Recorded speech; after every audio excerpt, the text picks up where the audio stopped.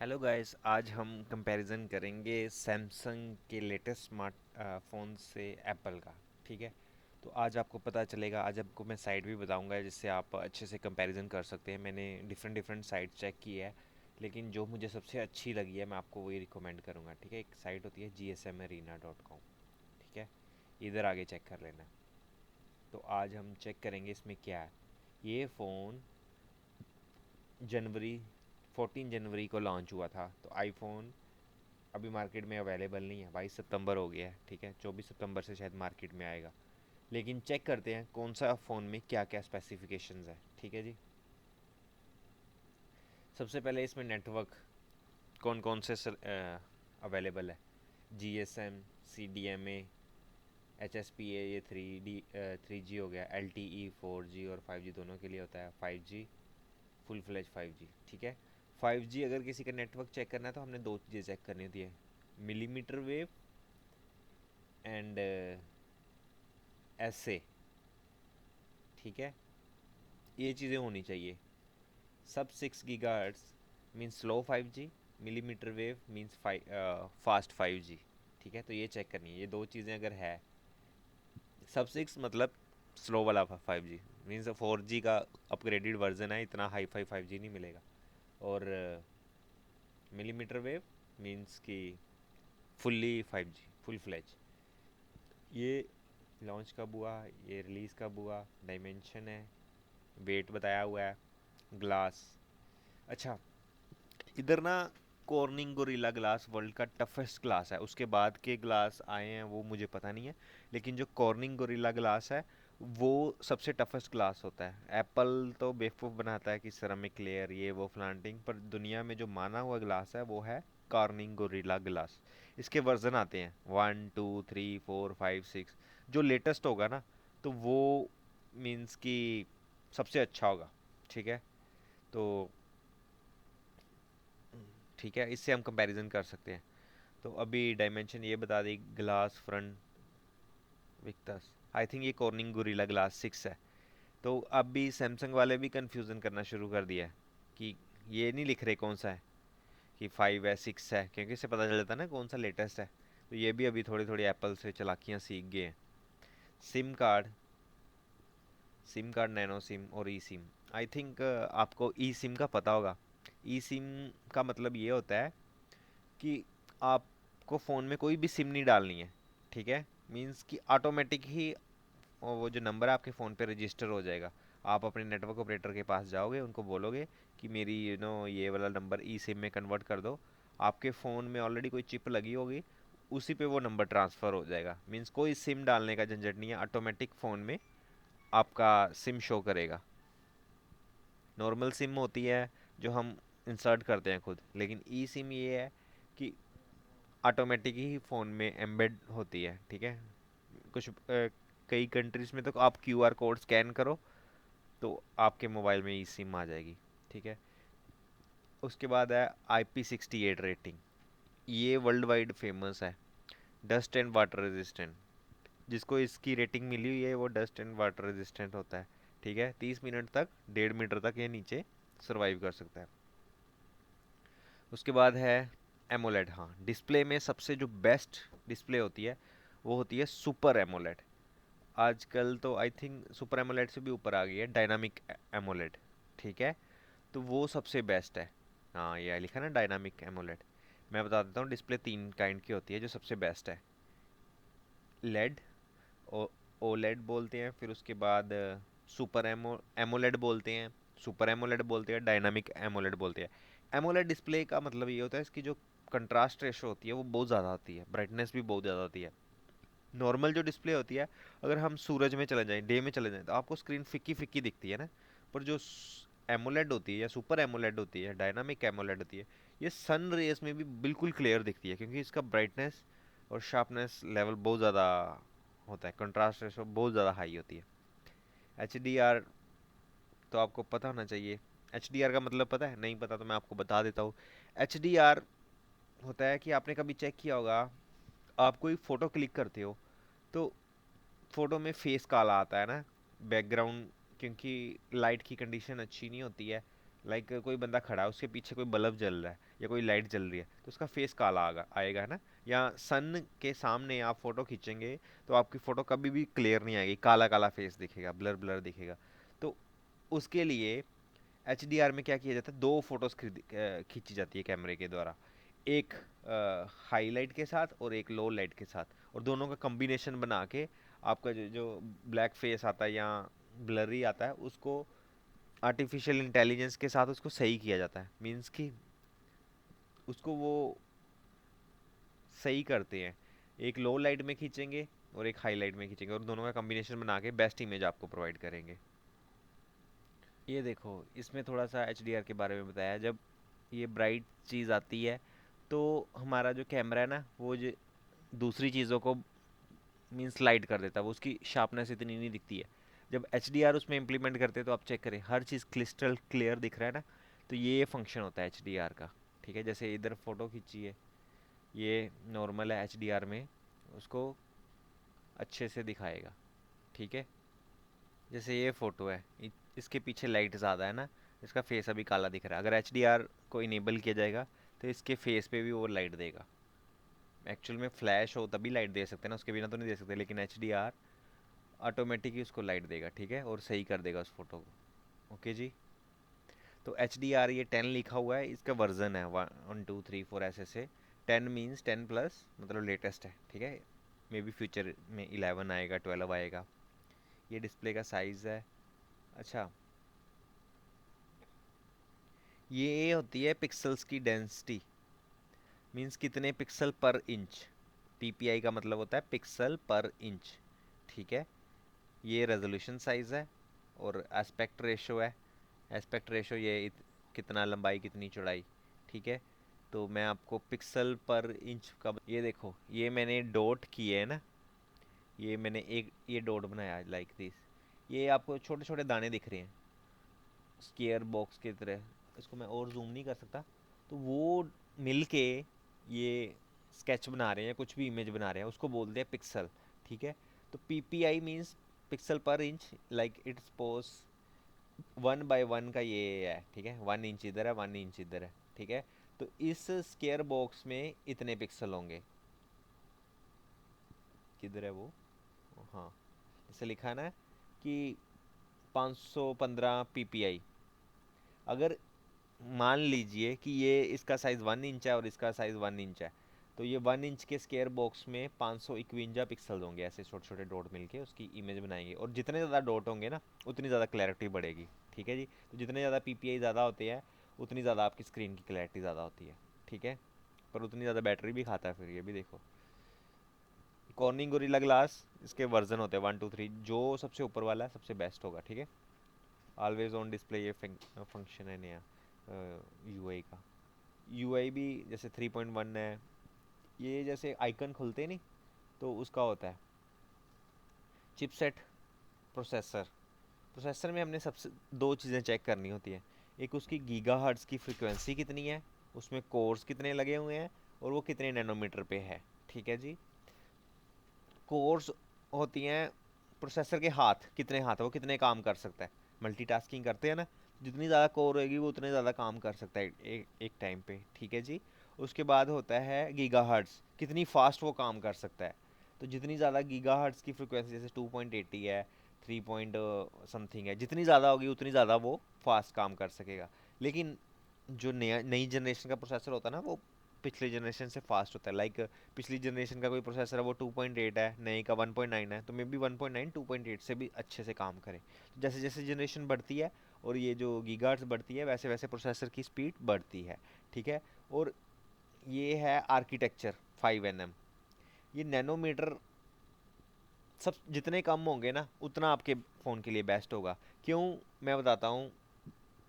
ये नैनोमीटर होते हैं ना, ये होती है डोर्स के बीच की स्पेस। जैसे कोई घर है उसमें 5 6 डोर है, तो उस डोर्स के बीच की स्पेस कितनी है। अगर एक कमरे में दूसरे कमरे में आपने जाना है तो उसके डोर कितनी जल्दी खुलते हैं, है ना। अगर स्लोली स्लोली डोर खुलेंगे तो आप लेट जाएंगे दूसरे कमरे में ना, अगर फास्टली खुल जाएंगे तो आप जल्दी से चले जाएंगे। तो जितना नैनोमीटर छोटा होगा उतनी जल्दी, कहने का मतलब है कि वो जो इलेक्ट्रॉन्स है इधर उधर भागेंगे और उतनी ही हमें स्पीड मिलेगी, ठीक है जी। जी सीपीयू तो आपको बता दिया, ठीक है, ये क्या होता है। फिर जीपीयू होता है। जीपीयू होता है ग्राफिक प्रोसेसिंग यूनिट। मीन्स कि जैसे आपने वीडियो गेम्स खेलनी हो या हाई एंड वीडियोस देखनी हो या वीडियो एडिटिंग करनी हो, उसके लिए हमें जीपीयू चाहिए होता है। कंप्यूटर में हम उसको ग्राफिक कार्ड बोलते हैं। इसमें मोबाइल में तो ग्राफिक कार्ड इतना बड़ा नहीं लगता, लेकिन ग्राफिक प्रोसेसिंग यूनिट होती है एक किस्म का, वे भी प्रोसेसर ही होता है, ठीक है। तो आजकल ये भी बहुत ज़रूरी है। इवन बिटकॉइन वगैरह इथीरियम की माइनिंग के लिए ग्राफिक्स कार्ड का यूज़ होता है आजकल, ठीक है। ये भी एक किस्म का प्रोसेसर है, लेकिन ये हाई एंड होता है। नॉर्मल कंप्यूटर में नहीं लगता है, लेकिन आजकल तो लगाना पड़ता है। मेमोरी, इंटरनल स्लॉट, ये होती है फ्लैश स्टोरेज। फ्लैश स्टोरेज का मतलब होता है जैसे पेन ड्राइव होती है, वैसी इसकी internal storage. RAM, random access memory, ये जितनी ज़्यादा होगी उतना फास्ट होगा। रैम और प्रोसेसर जितना हाई है उतना अच्छा है, ठीक है। ये दो चीज़ें बताइए, ये है स्टोरेज मेमोरी, ये है रैंडम एक्सेस मेमोरी। मीन्स कि कितने फंक्शंस हम एक टाइम पे खोल सकते हैं, कितनी एप्लीकेशन, जितनी रैम ज़्यादा होगी उतना अच्छा है, ठीक है। फिर आ गया ये मेगापिक्सल। 1000 पिक्सल का 1 मेगापिक्सल होता है, ठीक है। तो आप खुद हिसाब लगा ले, 108 को गुना मल्टीप्लाई कर दो, और पिक्सल उस डॉट को कहते हैं। ये डॉट को पिक्सल कहते हैं। 1 मिलियन पिक्सल पता नहीं ऐसे बन के 1 मेगापिक्सल बनता है। फिर ये है f1.8 अपर्चर है शायद। ये जितना बड़ा होगा उतनी ज़्यादा उसके अंदर लाइट जा सकती है सेंसर में, और उतनी लो लाइट परफॉर्मेंस अच्छी होगी और क्लियर फ़ोटो खींचेगा। ये है पिक्सल का साइज़, ठीक है। ये जो पिक्सल है मैंने डॉट बताया आपको, इसका भी साइज़ होता है। जितना बड़ा होगा उतनी क्लियर फ़ोटो होगी, ठीक है जी। ये देखो, ये पिक्सल को रिप्रेजेंट करता है, ये उसके कैमरे का जो लेंस है वो कितना बड़ा है। जितना लेंस बड़ा होगा और जितना पिक्सल बड़ा होगा उतनी क्लियर फोटो आएगी। आप कभी भी चेक करना, एप्पल का जो कैमरा है ना, अभी भी 12 मेगापिक्सल पे है, लेकिन उसका ये जो पिक्सल साइज़ है और कैमरा का लेंस बड़ा होता है, इसलिए उसकी फ़ोटोज़ छोटे कैमरा होने के बावजूद भी अच्छी आ जाती है, ठीक है। मैं कंपेयर करके बताऊंगा अगली वीडियो में। उसके बाद ये पैरानॉर्मा ऑपरेटिव, क्या लिखा है, ऑप्टिकल जूम, ये वो ऑप्टिकल जूम। ऑप्टिकल जूम होता है, मैं ऑप्टिकल जूम, डिजिटल जूम होता है कि जैसे कोई फ़ोटो खींची है ना आपने, उसी को जूम कर लो तो उसके पिक्सल फटने शुरू हो जाते हैं, क्लैरिटी ख़राब होती है। ऑप्टिकल जूम में ऐसा नहीं होता है। ये तो कोशिश कर रहे हैं ऑप्टिकल जूम बनाने की, लेकिन ऐसा पॉसिबल नहीं है। ऑप्टिकल जूम के लिए मूव होती हैं चीज़ें। आपने पहले पुराने ज़माने के कैमरे देखे थे ना, कि जिसमें वो कैमरा बाहर निकलता है। मैं बताता हूँ ऑप्टिकल जूम।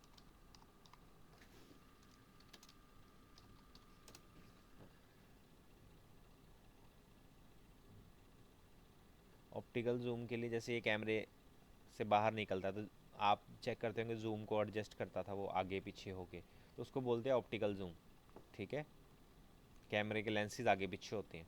तो इसमें वो आजकल 2-3 कैमरे दे के उसको कोशिश की है, लेकिन ऑप्टिकल जूम तो नहीं है, पर चलो थोड़ा बहुत वैसी परफॉर्मेंस निकाल रहा है आर्टिफिशियल इंटेलिजेंस की को यूज़ करके। तो ये ऑप्टिकल जूम इन्होंने बोला हुआ है, ठीक है। ऑप्टिकल जूम का भी पता चल गया, 3x। ऑप्टिकल जूम देखना कभी भी ज़्यादा नहीं दे पाएंगे। डिजिटल जूम होगा वो मे बी 18x होगा, 8x होगा, लेकिन ऑप्टिकल जूम बहुत कम होगा, ठीक है। ये देखो, ये डिजिटल जूम है। ऑप्टिकल जूम 10x भी दे दिया। आई डोंट नो रियली, ये झूठ बोल रहे हैं सच बोल रहे हैं। चलो, वैसे कस्टमर को तो अट्रैक्ट करना है। मैंने बड़े बड़े हाई एंड फ़ोन भी देखे हैं, ये होता है वो होता है, लेकिन एक्चुअल में परफॉर्मेंस ज़ीरो है। वो जो कहा जाता है उतना नहीं होता। हालांकि चाइना की कंपनियां जो गप मारने में सबसे नंबर 1 है, एप्पल और सैमसंग अगर कुछ बोलती है तो 50% तो करती है। एप्पल तो मे बी 80% करता है, क्योंकि एप्पल कभी भी दिखावा नहीं करता है। वो अपने प्रोडक्ट को छोटा बोलता है, लेकिन उसकी परफॉर्मेंस हाई एंड होती है। एप्पल का जो कैमरा है ना, अगर वो 12 मेगापिक्सल का है ना, तो ये वो सैमसंग के 100 मेगापिक्सल को भी पिछाड़ेगा। सैमसंग, और ये जो चाइना की शोमी शोमी है, उसका 500 मेगापिक्सल को भी पिछाड़ेगा, क्योंकि उसके जो लेंसेज है बहुत अच्छे होते हैं। सेल्फी कैमरा, ठीक है, आप ये चेक करें। नहीं, ये छोटा होना चाहिए, ये मैंने गलत बोल दिया। ये फ्रेम साइज बोलते हैं इसको, ठीक है। ये जितना छोटा होगा ना उतना ही बेस्ट है। तो ये देखो मेन कैमरे में छोटा है, ठीक है, पिक्सल सब बड़ा होना चाहिए, और ये जो फ्रेम है ये छोटा होना चाहिए। मैं बताता हूँ, पेंट में कुछ करते हैं, किधर है, ये देखो, ये ये लेंस बना दिया मैंने, ठीक है। इस लेंस में, मैं एक मिनट, ये फ्रेम साइज होता है, ठीक है। तो इसका मैं आपको एक्सप्लेन कर देता हूँ। ये जितना बड़ा होगा ना उतनी ही लाइट कम आएगी और उतनी ही मीन्स की घटिया फ़ोटो आएगी। तो आप ये चेक करें, ठीक है, इन दोनों में से कौन सा बेस्ट है। इसका जो विड्थ है, एफ का मतलब ये जो विड्थ है, इस पॉइंट से लेके इस पॉइंट तक की जो चौड़ाई है वो जितनी ज़्यादा होगी लेंस को उतनी कम स्पेस मिलेगी। लेंस को जितनी कम स्पेस मिलेगी उतनी बुरी फ़ोटो वो खींचेगा, क्योंकि उसको लाइट ही नहीं मिलेगी, उसको देखने को मिलेगा ही नहीं अच्छे से। तो उसकी वजह से वो अच्छी फ़ोटो नहीं खींच पाएगा। अगर आप अपनी आंखें थोड़ी बंद कर दो, जैसे बंदा चुंदियाई हुई आंखें करता है या ऐसे आंखों को बंद कर देता है, तो वो ब्लरनेस आती है ना, वो वैसी फ़ोटो नहीं दिखती है। तो वैसे ही जितना ये जो है ना फ्रेम साइज़ जितना बड़ा होगा उतना ही कैमरे के लिए बुरा है। फ्रेम साइज़ छोटा होना चाहिए। इसमें मैंने फ्रेम साइज़ ये गोला बनाया है, तो फ्रेम साइज़ बहुत छोटा बनाया है ना। तो इसमें क्या होगा कि ज़्यादा लाइट आएगी अंदर, ज़्यादा अच्छे से फ़ोटो वो ले पाएगा, ठीक है। तो फ्रेम साइज़ छोटा होना चाहिए, पिक्सल बड़ा होना चाहिए। तो अभी मैं आपको बताता हूँ इधर, ये देखें, ये सेल्फी का कैमरा है, इसका फ्रेम साइज़ बड़ा है। तो इसका मतलब है कि कैमरा अच्छा नहीं है। जितना ये बड़ा होगा उतना ही घटिया कैमरा होगा। मैं आपको लाइव एग्जांपल्स बताता हूँ, ठीक है। iPhone 13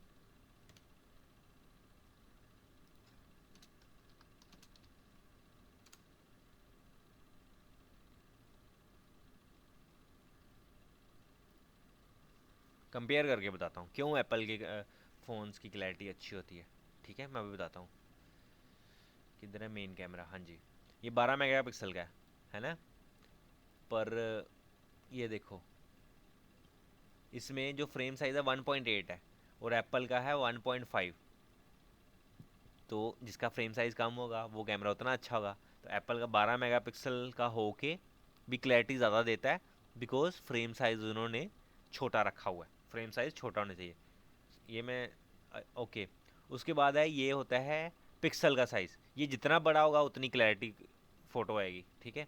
अभी ये 0.8 का है, ठीक है। एप्पल का देखते हैं, एप्पल का 1.9, ठीक है। तो आप खुद चेक करें एप्पल की फ़ोटोएं क्यों क्लियर आती है, इस यही रीज़न है। अभी मैं आपको कोई MI का फ़ोन बताता हूँ, ठीक है, और कंपनियों के फ़ोन बताते हैं, ठीक है, जो भी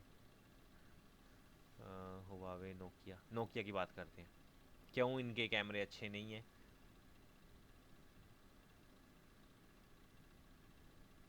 इसकी बात कर देते हैं, ठीक है। मेन कैमरा इसमें तो कुछ बताया ही नहीं है, ये इतने घटिया लोग हैं कि कुछ बताते ही नहीं है। चलो, क्योंकि है ही नहीं इनके पास कुछ, तो क्या बताएंगे। अच्छा, और कोई है, ओप्पो, ओप्पो वाले थोड़ा शायद बताएंगे। ये सबसे बेस्ट है ना इनका 5G Reno 6।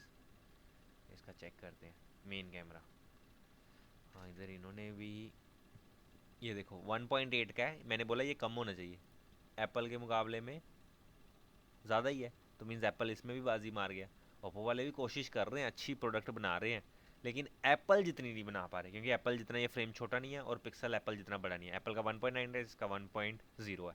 तो इसलिए ये सारे फ़ोन एप्पल के आगे मात खा जाते हैं, क्योंकि एप्पल काम ही ऐसे करता है, ठीक है। और मैं किसी और कंपनी को निकाल देता हूँ। और बताओ, गूगल, गूगल तो बहुत तगड़ा कंपटीटर है ना। गूगल का पिक्सल 5, ये चेक करते हैं, मे बी गूगल एप्पल को हरा दे। इधर चेक करते हैं, किधर है गूगल का मेन कैमरा। हाँ, 1.7, ये कम होना चाहिए ना। एप्पल का कौन सा है, 1.5। एप्पल इधर भी बाजी मार गया, गूगल भी नहीं टक्कर दे पाया। क्यों एप्पल नंबर 1 है, यही रीज़न है। इसका ये जो पिक्सल साइज़ है 1.4 है, ये ज़्यादा होना चाहिए। एप्पल का किधर है, 1.9। इधर फिर गूगल को भी हरा दिया एप्पल ने। तो मतलब अच्छी कंपनी के ये होते हैं, ठीक है। एप्पल वैसे है तो हरामी है एक नंबर के, पैसे इतने चार्ज करते हैं, लेकिन चीज़ें भी कुछ ऐसी दे देते हैं जो बाकी कंपनियां उसके नज़दीक में भी नहीं आती हैं, ठीक है जी। और मैं बता देता हूँ, सोनी है ना, सोनी का ये एक्सपीरिया 10 देख लेते हैं, सबसे बेस्ट फ़ोन है शायद, है ना। इसका ये मेन कैमरा f1.8, एप्पल का है 1.5, इसमें फिर एप्पल जीत जाता है, ठीक है।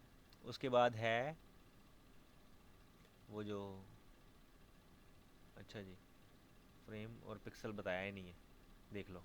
ये ऐसी कंपनियां हैं कि पिक्सल का तो बताओ साइज़ कितना आपके पास, ये चीज़ें बताती ही नहीं है, ताकि बंदे को कुछ पता ही ना चले, टेक्निकल बंदों को, ठीक है। जो कंपनियां ये चीज़ें नहीं बता रही है, मीन्स उस कंपनियों के दिल में खोट है, ठीक है, इनको दफ़ा मारो। इसलिए एप्पल का 12 मेगापिक्सल हो के भी बहुत बेस्ट परफॉर्मेंस देता है। एप्पल की रैम भी कम होगी, लेकिन रैम कम हो के भी ये अच्छी परफॉर्मेंस इसलिए देता है बिकॉज इसका ऑपरेटिंग सिस्टम अपना है, और उसके साथ बहुत अच्छे से ऑप्टिमाइज करते हैं इसको, ठीक है जी। आगे हम, ये मैंने बता दिया, ठीक है। ये जितने भी कैमरे हैं, ये देखो ये सबसे अच्छा कैमरा है इसका, ये सबसे कम है, बाकी कैमरे लगाए हुए घटिया 2.4 2.2, ठीक है। तो और ये पिक्सल साइज, ठीक है, ओके जी, समझ आ गई है। सेल्फी कैमरा उतना अच्छा नहीं होता जितना मेन कैमरा होता है, इसीलिए। फिर loud speaker, yes with stereo speakers, 3.5 mm jack, ये नहीं दिया, ये मुझे लगता है कि देना चाहिए यार। कंपनियां स्पेस को बचाने के लिए इसको ख़त्म कर रही है, लेकिन ये अच्छी चीज़ है यार, आप डायरेक्ट डीजे के साथ फ़ोन को कनेक्ट कर सकते हो। वो भी देना चाहिए, एफएम रेडियो, वो भी नहीं देती है, ठीक है। अच्छा, वाईफाई में हमने क्या चेक करना होता है, 802.11 ABGN AC 6C dual band wifi direct hotspot, ये मैं आपको सब एक्सप्लेन करता हूँ। वाईफाई में जो होता है ना, ए स्टैंडर्ड, ये सबसे पुराना था, फिर उसके बाद बी आया, जी आया, एन आया, ठीक है। एन के बाद आया ए, ABGN, हाँ, ए ए सी, हाँ, ठीक है। ए सी को बोलते हैं वाईफाई 6, नो वाईफाई 5 बोलते हैं, क्योंकि ये 5 गीगाहर्ट्ज़ वाला होता है। फिर होता है ए एक्स को 6 बोलते हैं, लेकिन इन्होंने ए एक्स को छोड़ के 6 ही दे दिया। 6 ही मीन्स कि 6 का भी एडवांस्ड वर्जन है, ठीक है। तो मीन्स कि सबसे बेस्ट है, 6 ही से ऊपर अभी तक मैंने नहीं सुना कोई वाईफाई, तो ये सैमसंग सपोर्ट करता है, मीन्स टेक्नोलॉजी में सैमसंग पुश करते हैं ना। ड्यूल बैंड, ड्यूल बैंड होते हैं कि 2.4 गीगाहर्ट्ज़ पे भी चले, 5 गीगाहर्ट्ज़ पे भी चले। ये तो आजकल हर फ़ोन में मिलता है, लेकिन पहले पहले ये सिर्फ सैमसंग या एप्पल में मिलते थे।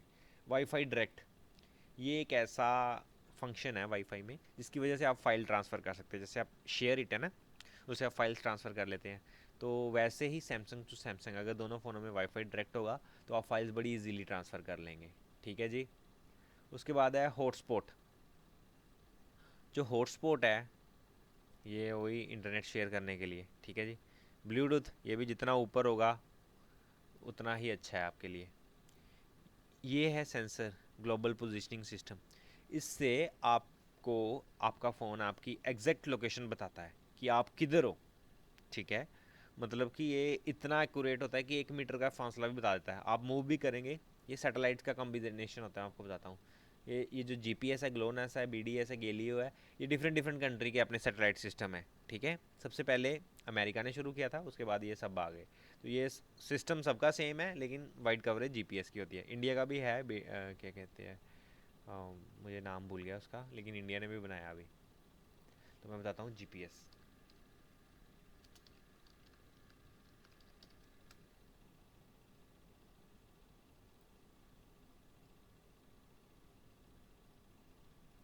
हाँ, ऐसे होता है। ये सैटेलाइट्स का जाल होता है, और ये एटलीस्ट मेरे हिसाब से 3 या 4 सैटेलाइट चाहिए होती हैं, वो आपको लोकेशन बताती है अर्थ पे, ठीक है। जैसे ये देखो, आप इधर खड़े हो, ये सैटेलाइट भी चेक करेगी, ये सैटेलाइट भी चेक करेगी, ये मेज़र करेगी, ठीक है। ये सारे मेज़र करके आपको बताएगी आपकी किधर लोकेशन है, और ये इसकी एक्यूरेसी इतनी ज़्यादा होती है कि 1 मीटर की मूवमेंट को भी बताते हैं। ये पहले आर्मी वाले यूज़ करते थे मिसाइल्स के लिए, ये वो, कि उसको कहाँ टारगेट देना है, ये देखो ऐसे एयरक्राफ्ट में लगाया हुआ है, ठीक है। लेकिन आजकल ये फ़ोनों में भी आना शुरू हो गया, पहले अमेरिका सिर्फ मिलिट्री यूज़ के लिए करता था, ठीक है जी। तो ये पोजीशनिंग के लिए होते हैं, ये जितने ज़्यादा हों उतने बेस्ट है, ठीक है। उसके बाद आ गया FM radio Snapdragon model, market operator dependent, ये सिर्फ एफएम रेडियो अमेरिका में देते हैं क्योंकि स्नैपड्रैगन प्रोसेसर उधर ही लगा के देते हैं। अच्छा, स्नैपड्रैगन और सैमसंग का है सीपीयू किधर है, एक्जनस, एक्जनस जो प्रोसेसर है ना वो सैमसंग कंपनी अपना बनाती है। स्नैपड्रैगन है ये अमेरिका की कंपनी है, इसे आउटसोर्स करते हैं, और स्नैपड्रैगन के प्रोसेसर अभी भी सैमसंग के प्रोसेसर से अच्छे हैं। ठीक है जी। USB 3.2, ये ड्रामे बनाए हुए हैं। ठीक है, 3 बोलते हैं USB। ठीक है जी। ये सेंसर, जितने ज़्यादा फ़ोन में सेंसर हो गए फ़ोन उतना ही ज़्यादा बेस्ट है। ठीक है, और उतना ही ज़्यादा क्योंकि महंगा होता है। ये अंडर डिस्प्ले, डिस्प्ले के अंदर है ultrasonic, accelerometer, gyro, proximity, compass, barometer, barometer. ये बेसिक सेंसर है। सैमसंग डेस, ये होता है कि सैमसंग के फ़ोन को आप एज ए सिस्टम की तरह भी यूज़ कर सकते हो। सैमसंग वायरलेस डेस्क मींस इसके लिए वायर चाहिए, इसके लिए वायर की भी ज़रूरत नहीं है, वायरलेस हो जाएगा वाईफाई के थ्रू। बिक्सबी, ठीक है, सैमसंग पे, visa, master card certified, ultra wide band support. ये है बैटरी साइज़, ये जितना ज़्यादा होगा उतना फ़ोन अच्छा होगा। ठीक है, नॉन रिमूवेबल, रिमूवेबल मींस आप रिमूव कर सकते हैं। फास्ट चार्जर, आजकल तो 100 वाट के आ गया, इवन 165 वाट का चार्जर भी आ गया, लेकिन सैमसंग वाले 25 पे है। रीज़न बिहाइंड दैट कि जितना ज़्यादा फास्ट चार्जर होगा ना फ़ोन उतना हीट अप होगा, बैटरी की लाइफ उतनी कम होगी। तो इसलिए जो अच्छी कंपनियाँ होती हैं वो इतना हाई चार्जर नहीं देती, इतनी ज़्यादा स्पीड का चार्जर नहीं देती है। ठीक है, वायरलेस चार्जर 15 वाट का है। रिवर्स वायरलेस चार्जिंग मीन्स कि आप वायरलेस चार्जर से दूसरा फ़ोन भी चार्ज कर सकते हो, तो वो 4.5 वाट का है। जितने ज़्यादा वाट ज़्यादा उतनी जल्दी फ़ोन जल्दी चार्ज होगा। तो आई थिंक 9 वाट का भी चार्जर अच्छा होता है, या 9-15 वाट, लेकिन 25 वाट आजकल स्टैंडर्ड है। 25 वाट वाला फ़ोन लेना चाहिए। कलर्स ये आपको पता चल गया है। मॉडल्स, ये मॉडल होते हैं उसमें। ये एक होता है सार, ये होता है वेट टू केजी हेड, और ये होता है बॉडी। मीन्स कि सार होता है रेडिएशन कितना आपके सिर पे पड़ रहा है और बॉडी पे कितना पड़ रहा है। ठीक है, ये तब होता है जब आपने फ़ोन को सिर के साथ लगाया हुआ है, ये तब होता है जब आपने पॉकेट में रखा हुआ है। ठीक है, ये जितना कम हो उतना बेस्ट है। तो ये सार बताया हुआ है, इतना है इसका सार। EU के लिए इतना है, यूरोपियन यूनियन, यूरोप में जो फ़ोन मिलेगा उसका इतना होगा। तो जिस फ़ोन का SAR जितना कम होगा वो फ़ोन उतना ही अच्छा होगा। ठीक है, हम बाद में इसको कंपेयर करके भी बताएंगे। ठीक है, performance, this display contrast ratio, photo video, loud speaker. ठीक है जी, ये हो गया जी फ़ोन को कैसे चेक करते हैं। ठीक है जी, इस वीडियो में इतना ही।